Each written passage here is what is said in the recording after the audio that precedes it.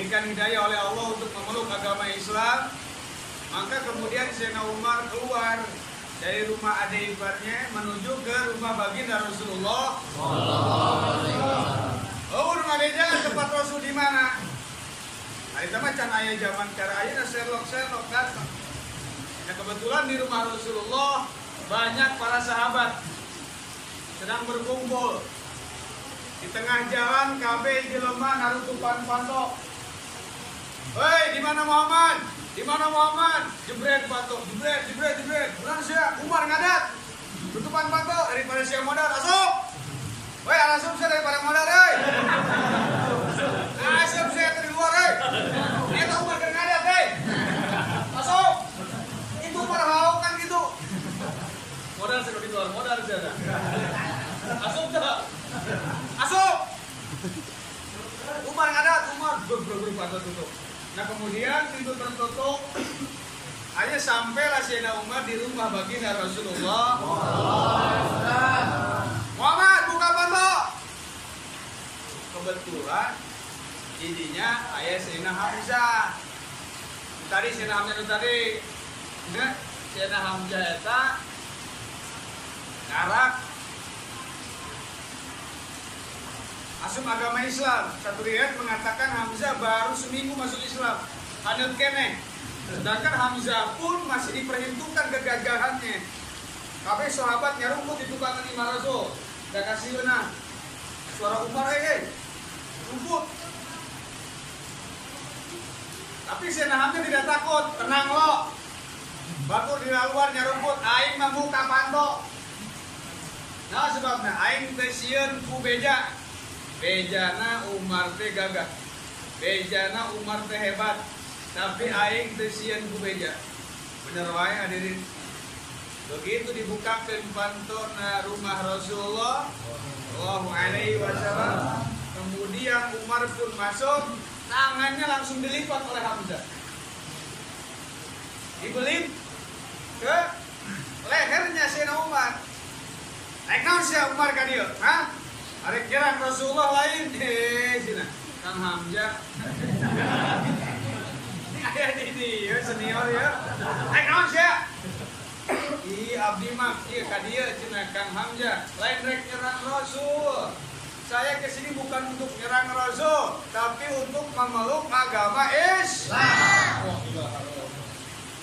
eta Sayyidina Hamzah hahaokan ka tukang. Lo, Islam lo.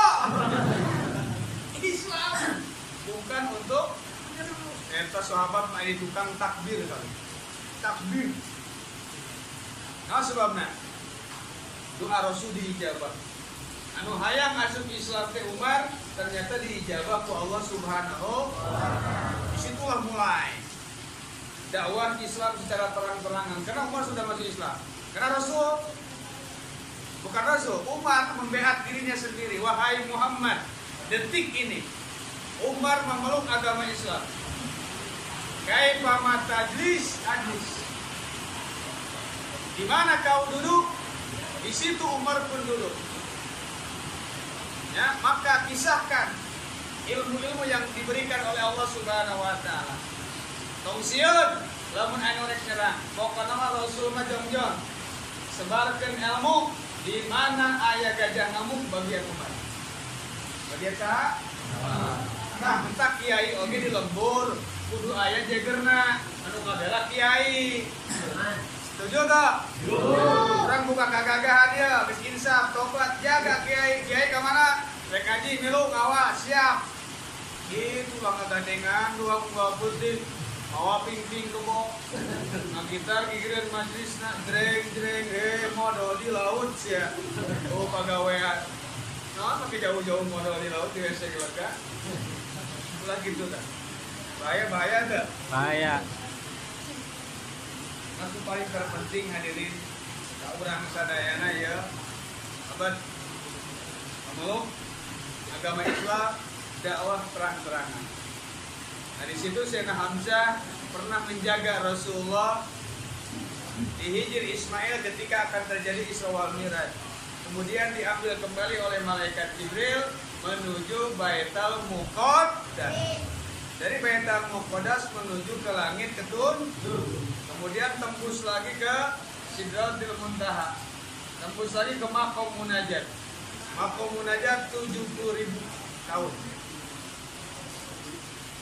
Alam cahaya.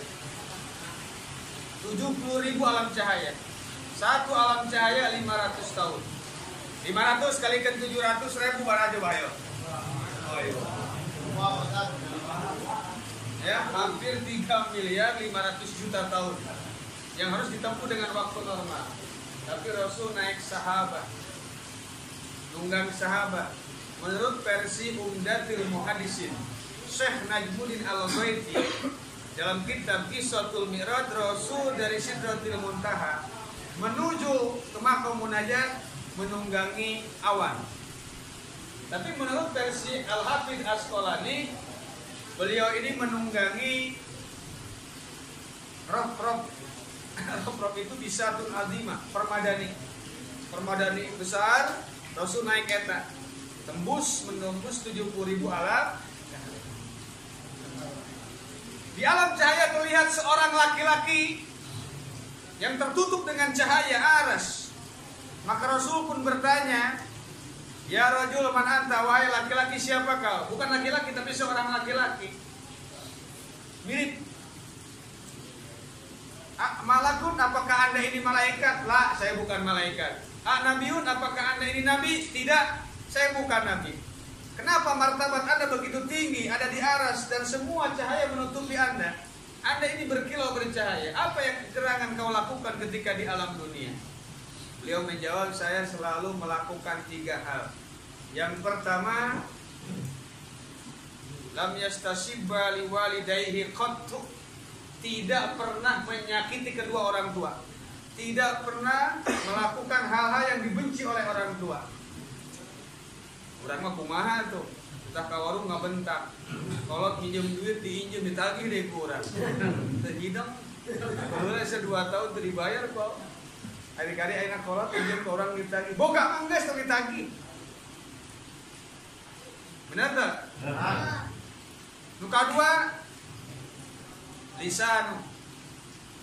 lisanu radbun bidzikrillah. Lidahnya ini selalu basah dipakai zikir ke Allah. Lain basah dipakai udut. Basah dipakai zikir ke Allah. Yang ketiga, qalbuhu mu'allaqun bil masajid, hatinya selalu nempel terus ke masjid. Pulang berjamaah, iraha aing bisa berjamaah deui. Baik berjamaah, iraha aing bisa ke masjid deui. Masa kalian ketua di masjid ngadon ngecas HP. Saya jelema barang siapa ya melakukan 3 hal tadi, insya Allah diangkat derajatnya oleh Allah. Malaikat, makhluk langit, malaikat, penduduk langit, ya ketika merunduk melihat ke bumi ini, maka ada 3 yang terlihat terang benderang oleh malaikat. Yang pertama masjid, yang kedua rumahnya alim ulama, yang ketiga rumahnya orang yang hafal Quran. Caang tak imahna. Untuk anggap leh, poek.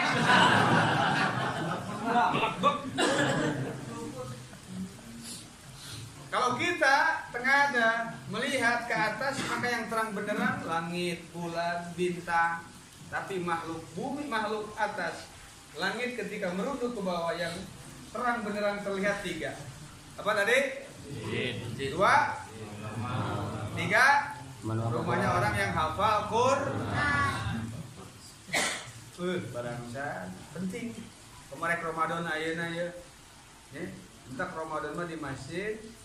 Nah, loba ngadares Al-Qur'an. Disunahkan nanti di bulan Ramadan ya, kita baca surat Inna Fatahna Laka Fatham. Dalamkan kitabkan Sunnajah wa Surur, dibaca Inna Fatahna ini di sholat sunat. Jadi sesudah sholat maghrib, awas sesudah sholat maghrib, sholat ba'diyah. Nah sholat ba'diyahnya ini baca sholat di biasakan kuliah kulhu surat SNI itu standar nasional Islam. Sekarang ganti Inna Fatahna Laka Fatham liyaghfir laka ma taqaddama min dzambika wa ma. Kalau hafalnya satu ayat saja. Kalau mau lengkap, nanti belum hafal, sesudah sholat sunatnya baca tuh sampai beres. Saya mah hafalnya cuma satu doang, nggak apa-apa. Ma la yudraku kulluh, la yutraku kulluh. Sesuatu yang tidak bisa dicapai keseluruhan, jangan kau tinggalkan secara keseluruhan. Nah, perkataan ini senada dengan kitab-kitab dalam usul fikih, ya, al-maisur la yusqatu bil ma'sur. Sesuatu yang mudah tidak bisa dihilangkan oleh sesuatu yang sulit. Setuju? Fa'alu mastata'tum, lakukan semampu kalian. Urang mampu nasa rakaat urasan ngana saya ke saya.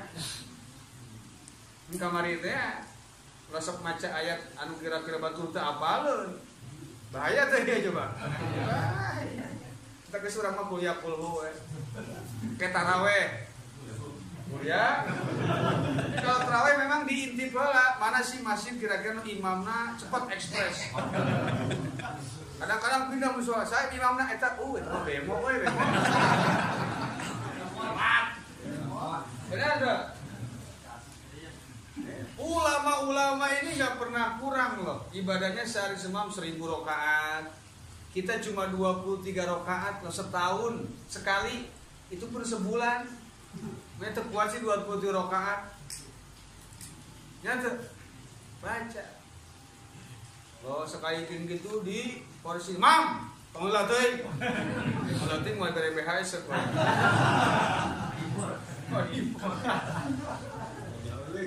Dolin amin ahad Allahu akbar gitu. Kadang-kadang kita dolin jeung ahad doang. Dolin ahad Allahu akbar Allahu akbar. Aduh imamna rada kolot teh nih. Cek si imam teh goblok imam nipu dewek ya. Ngagawean ka dewek aing geus kolot. Mau teh hari kan mere BHS ka aing kemarin. Lain nyengir kan teh mikir. Para imamna mah wanita gitu. Waduh. Allah, geus begitu rakaat ke-16 imam kecapean, aya pitulung, lampu masjid parem. Lampu masjid. Nah, imam nyangkere di pangimbaran ini dia. Daripada suarana doang. Allahu Akbar, sami Allah, Allahu Akbar, Allahu Akbar. Aku si guru begitu kan. Nanti kita curhatin apa aneh sih imam makin gaji makin gancang. Jangan-jangan di pangimbaran ada kerak tindeng dia. Padahal itu sholat iman sama kieu nyangke. Dalam pura masih parem, Allahu Akbar sami Allah, Allahu Akbar. Allahu Akbar sami Allah, Allahu Akbar. Guru pun mah. Nek si imam bebok gawean bae. Tadi sih ngagawean ka aing sih nagaca. Begitu rek assalamualaikum. Urung lah. Itu goblok malah. Aya wae si imam. Tak ngomong jeung imam kudu sinkron ya diri. Kudu sinkron. Kalau lamun imamna coba tukang es. Makmum tukang kupat, amin geus semua nyambung. Cek imam ya Allah, cek imamna tukang es mudah-mudahan isukan sing halo do, sebab lamun hujan dagangan kuring moal laku.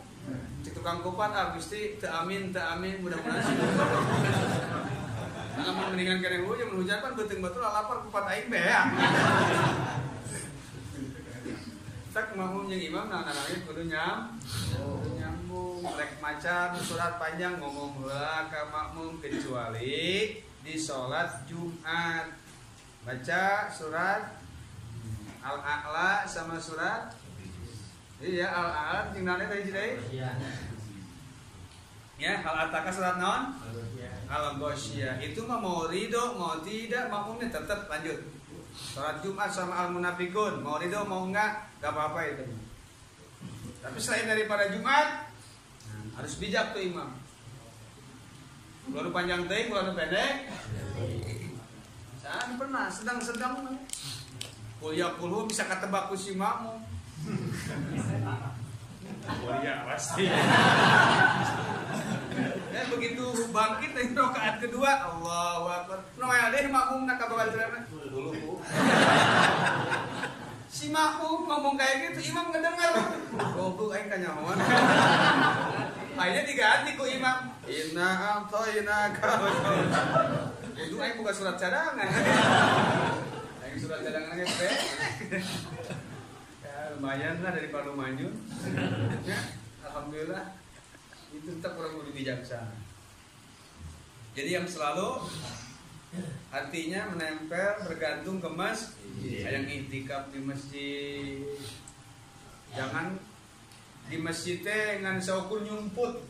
Yang iktikaf ayo di masjid nyumput karena ditagih hutang di zaman Rasul aya salabi. Ditagih hutang nyumput di masjid salabi saya pernah di masjid. Belum waktunya sholat. Hehehe. Debt collector Rasul. Saya dikejar-kejar tagihan Mio, kejar-kejar PCX. Salah. Baca nih. Allahumma inni a'udzubika minal hammi wal hazan, wa a'udzubika minal ajzi wal kasal, wa a'udzubika minal jubni wal bukhal, wa a'udzubika min ghalabati daini wa qahrir rijal. Baca tak? Apa tuh?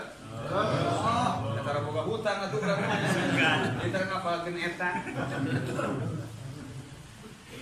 Baca ku salabi, sampai beunghar. Inoh mbena oge ka dieu ka ditu turun ayat zakat embungeun zakat. Awana kitu. Cara urang lamun salat diingat kitu pan Allahu Akbar. Anu lagi assalamualaikum wau kan tukang lagi hutang mah. Anjir teh neang ka imah. Batalkeun salat, pindah ka masjid. Salat ka masjid, kanyahoan kudu lagi dituturkeun ka masjid. Salatna kumaha kamari? Usolin sunatan ila yaumil qiyamah Allah. Kita nyahuan merah di tukang nungguan, tukang nagih hutang. Nu nagih hutangna pinter, asup ke masjid, diuk di masjid itikaf. Saya niat itikaf di masjid sampai poe kiamat. Kadang kudu salat anjir aku bukan deui. Arek gua masya. Lamun nagihna pinter, lebih pinter. Baca-baca. Masjid, ramaikan masjid. Keutamaan masjid, hati-hati. Dikutip dalam kitab Faidul Qadir, kitab Al-Jami' Ushogir yang dikomentari oleh Faidul Qadir, Al-Imam Al-Munawi. Kalau Jami' Ushogirnya Imam Suyuti. Idza anzalallahu ta'ala ahatan minas samai ala ahlir ardi surrifat an ummaril masajid. Jika Allah Subhanahu wa ta'ala menurunkan musibah, menurunkan balai wabah penyakit dari langit ke bumi, maka Allah akan hindarkan dari mereka yang suka meramaikan masjid. Nusok ke masjid mah, nusok berjamaah mah, mau menang balai moal. Masjid isi yang mau dikosongkan. Masjid isi? Iya, mau dikosongkan. Setuju tuh? Setuju. Karena memang orang masih terus berjamaah ke masjid, kawas. Ya, tapi kalau memang pemerintah mengimbau, kita hargai juga. Itu buat wilayah-wilayah memang yang raw. Berapa alhamdulillah syukurannya guys. Syukur. Masjid. Nanti orang bisa berjamaah. Ya, kamari sholat kan benar. Usahakan karena memang oleh-oleh bukan oleh-oleh nih. Ya. Sesuatu yang diberikan oleh Allah saat Isra wal Mi'raj di maqam munajat adalah soal kum anta wa ummatuka. Laksanakan wahai Muhammad, berikut umatmu untuk melaksanakan sholat imam. Awalnya 50, kepanjangan lah kalau saya bahas. Tinggal melaksanakan sholat. Nanti sholatnya bahaya sih lah di sini rawan nih lah. Rawan tetangga sebelah deketan. Kita harus menguasai, ya. Harus menguasai sholat menurut madhab yang sahih. Mohon maaf, bisa diingat. Kebetulan saya sudah nulis buku bab sholat dari mulai takbiratul ihram, ya, sampai salam. Perbedaan, keganjilan ada, sudah saya bahas di sana. Kalau kalian pegang handphone, klik artinya judulnya sholat menurut praktek yang bijak. Klik di Google ada, itu buku tulisannya. Itu ayat KB. Ada semua dari takbiratul ihram, posisinya di mana yang benar. Semua benar sebenarnya. Nanti dalil-dalilnya saya kemukakan. Hadisnya ini, referensinya kitab ini. Nanti bersedekap, ya kan? Yang benar itu bagaimana nih? Kira-kira di atas perut,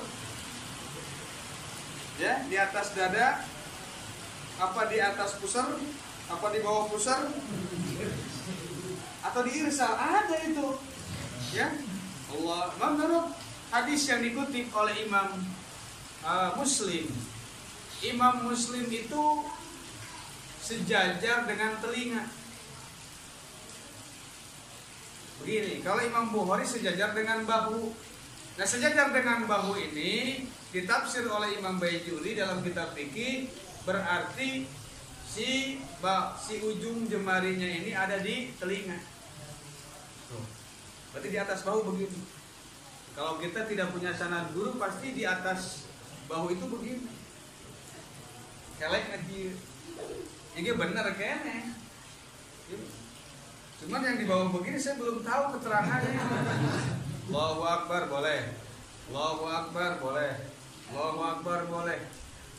Yang begini nih, Allah. Mirip kontragaji. Nanti posisinya madhab Hambal. Ya ini dikutip nih. Tapi kata madhab Syafi'i, maka dua hadis riwayat ini diamalkan. Maka ketika kalian mengawali sholat dengan takbiratul ihram, maka sejajar dengan telinga. Allahu Akbar. Tapi tidak sunnah ditempelkan ya. Allahu Akbar. Tidak sunnah ditempelin. Gak usah digini. Sejajar dengan telinga.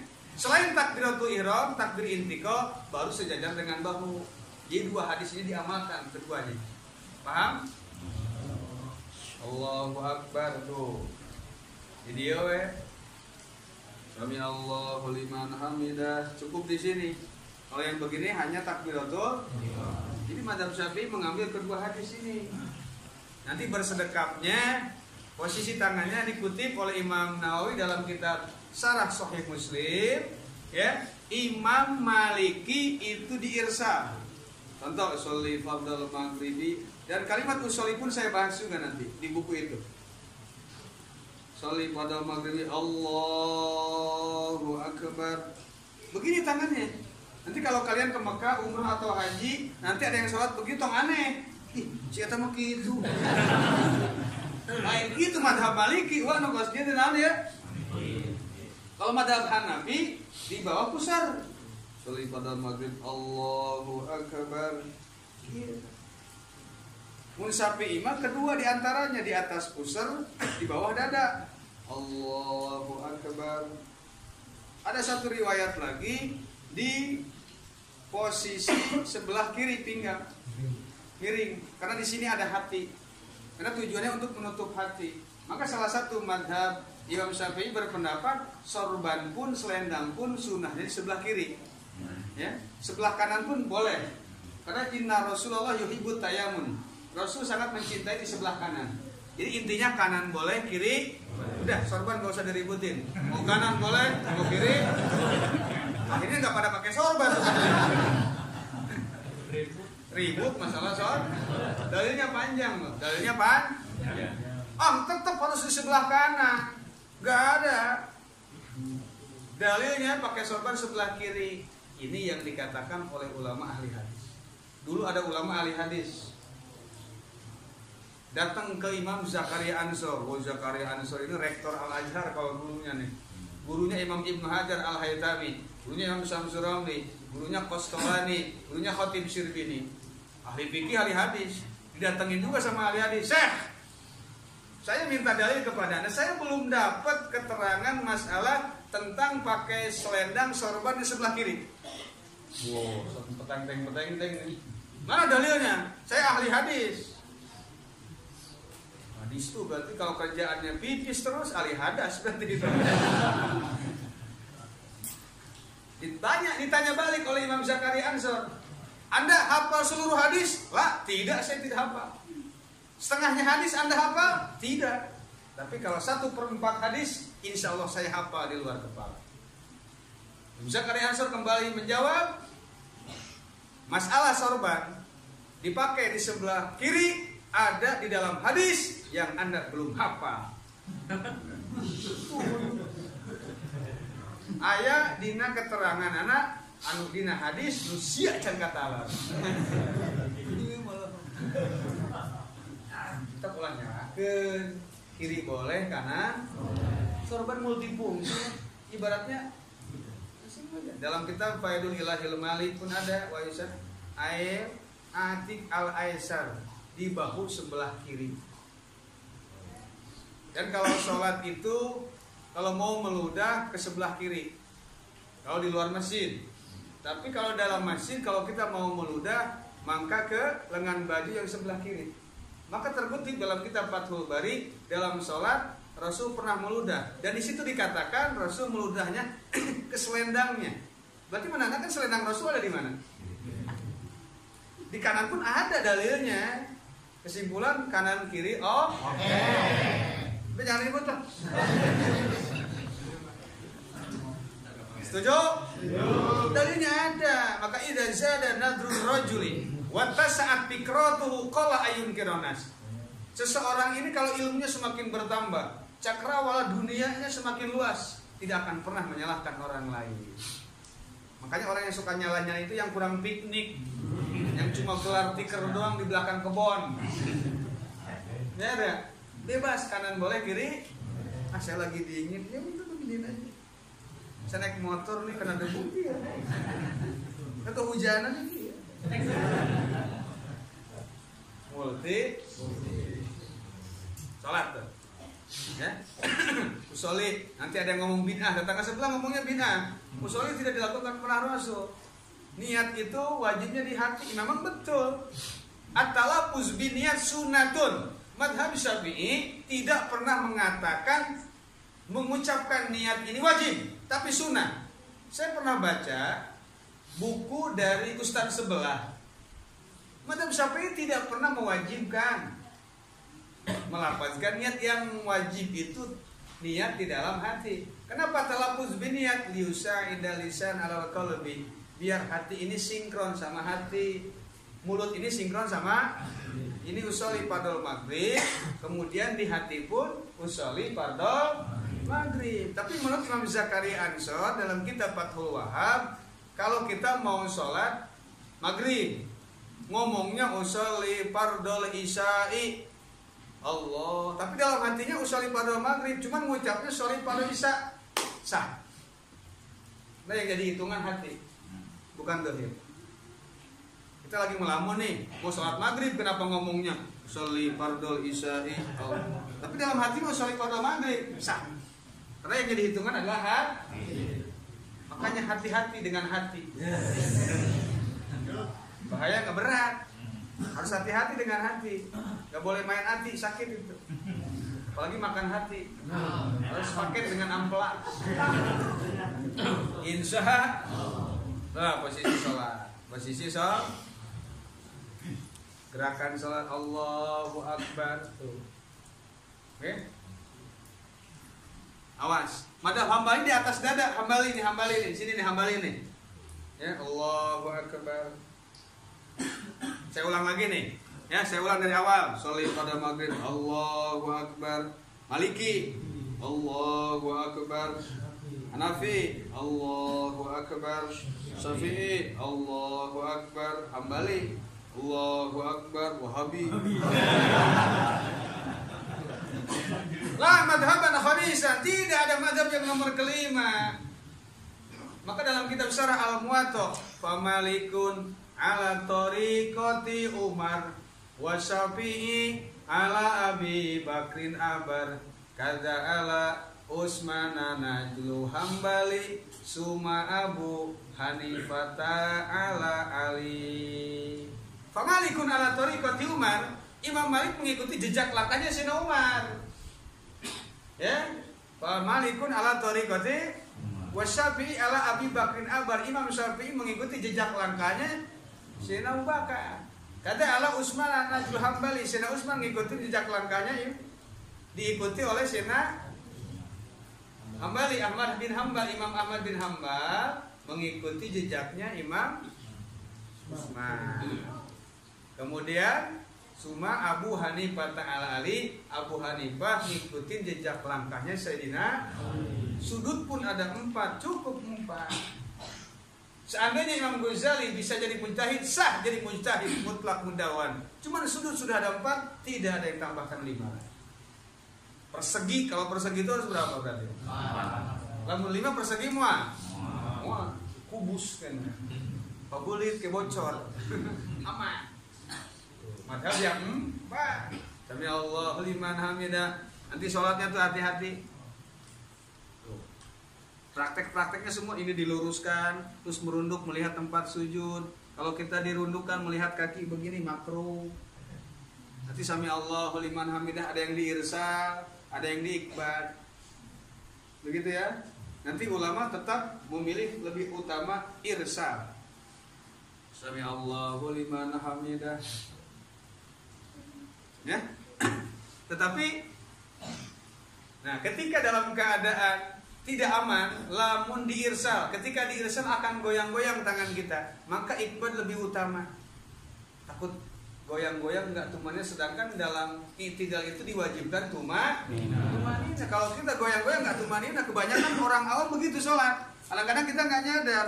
Sami Allahu liman hamidah, lihat tangan saya. Belum berhenti dia sudah sujud.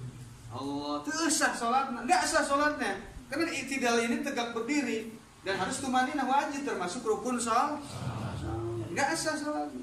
Daripada goyang kalian mending ikbal. Sami Allahu liman hamidah. Nah, kembali seperti mula. Ikbal ini namanya. Bersedekap seperti semua. Terserah kalian nyamannya bagaimana. Saya mah begini saja lah. Sami Allahu liman hamidah. Tetap bukan duit, enggak ada jatah. Baik. Ya, nah meluncur sujudnya, kaki dulu atau tangan dulu? Nah, ya. Dalam kitab Al-Madbu Imam Syafi'i, ya, kemudian dikomentari oleh Imam Nawawi dalam kitab Al-Mad, madhabuna annahu yustahabu fis sujud ayyuqaddima rukbatain sumal yadain sumal anfa sumal jabhata wal anfa. Madhab kita ini sunnahnya ketika sujud mendahulukan kedua lutut, ya, baru tangan. Tapi kalau madhab Hambali tangan dulu baru lutut. Terlepas dari hal itu, tangan dulu boleh, lutut dulu boleh. Yang nggak boleh itu jidat duluan.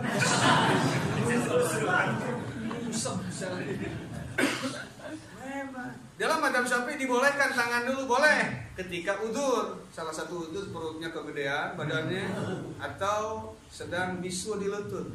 Ketika tangan dulu kan, nah, jadi tekanannya tidak terlalu keras. Nah, bisa pelan. Boleh, atau perutnya kegemukan biasanya. Itu nggak apa-apa. Ya boleh. Kalau dalam keadaan udur mah boleh-boleh saja. Kalau udur itu termasuk sultan. Sultan mah bebas. Bebas dah. Ya, siapa-siapa usaha. Belum salam. Insyaallah mudah-mudahan panjang umur. Sudah sejam lebih. Tadi di sana setengah jam, sekarang di sini 40 menit. Barang coba. Potong pindah 5 menit, potong masa kerja. Masih banyak ini ya yang berkaitan dengan sholat. Makanya buka saja bukunya Sholat menurut praktek yang bijak. Ingat, sholat menurut praktek yang bijak. Klik di sana, buka semua ada 156 halaman. Insya Allah buka aja. Kalau mau di download gratis, halal. Silakan, bebas, aman. Insya Allah mudah-mudahan bermanfaat. Apa yang saya sampaikan, hampura, apunta. Bila ya cariasan kira-kira kata minggu mana. Selama ini saya sering datang ke sini, misalnya banyak tingkah laku saya, perilaku saya, omongan saya yang kurang berkenan tanpa disengaja. Mudah-mudahan terbuka pintu maaf besar-besarnya. Pada sasi Ramadan Allah berikan kekuatan. Nanti di bulan Ramadan disunahkan memberikan nafkah lebih ke anak istri, ke tetangga, ya, ke kerabat. Banyakin qiraatul Quran, waqasatu sedekah, banyakin baca Quran, madaris Quran, banyakin sedekah di bulan suci Ramadan. Sedekah sama tetangga. Kalau bisa sedekahnya ini sebelum buka puasa. Jangan sedekahnya sesudah buka. Terus kasih sanana, saya buka tes beak gitu. Benar tak? Yang buka, mun bisa apa yang kita kasih ini menjadi makanan pertama yang dia masuk ke mulutnya. Gede ganjarannya. Namanya takjil. Ya, ta'jil itu kata santri masdar, ajjala yu'ajjilu ta'jilan. Masdar, makanan pembuka puasa. Jadi ta'jil itu apa saja yang pertama dimakan namanya ta'jil, beda-beda, ada yang kolak. Misalnya kita, oh ini Pak ta'jil Pak, oh ta'jil teh kolaknya lain. Bari itu mah kadang-kadang mie suruput. Bari itu mah ada bala-bala, beda. Karena makanan ta'jil itu makanan pembuka puasa yang pertama namanya ta'jil. Anjala buru-buru bersegera, makanan pembuka segera pemburu makanan. ta'jil, disebutnya apa santri mah apalan ajala yu'ajil ta'jilan.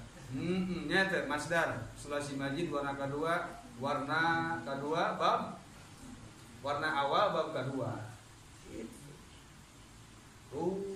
Mudah-mudahan urang sing jadi barokah. Masih dijembarkeun milik rezekina ku Allah. Amin. Allah mengatur sampai ramaikeun masjid nu aman terus. Pujuhun urang barokah masjid nya kieu gunana. Mudah-mudahan si manfaat usikum wa nafsi bitaqallah dan Allah wa iyyakum ajmain. Assalamualaikum warahmatullahi wabarakatuh. Waalaikumsalam warahmatullahi wabarakatuh.